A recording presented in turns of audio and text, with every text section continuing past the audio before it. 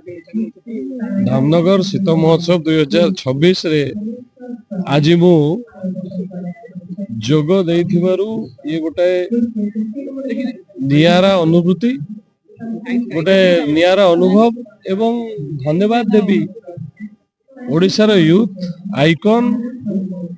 युव मंत्री सानु भाई सूर्यवंशी सूरज जी आज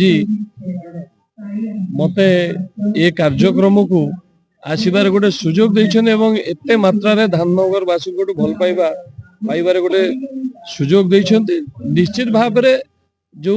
आयोजन करता माने जो कमिटी हेची जार सभापति सूरज भाई निजे अछंती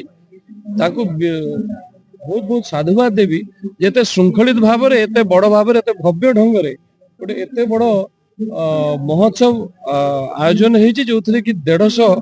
स्टॉल पड़ी एवं बुक फेयर मध्य रही। मु भावुची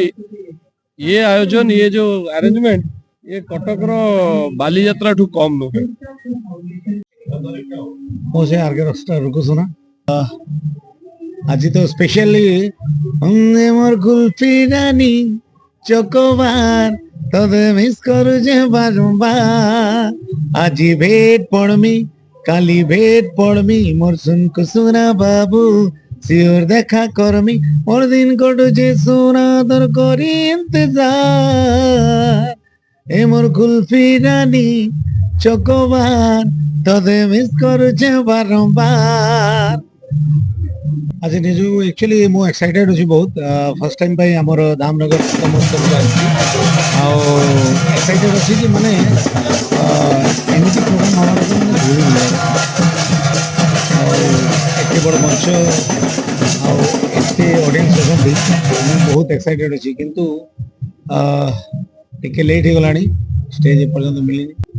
आज एक्चुअली मु माने धामनगर शीत महोत्सव कमिटी जिते मेंबर्स होते बहुत बहुत धन्यवाद देबे। एक्चुअली जो महोत्सव होउची एक्चुअली बहुत लोग जानि ना महोत्सव कोन पे होउची एडा प्रशासन रे गुटे माने पदक्षेप नहीं चंती जे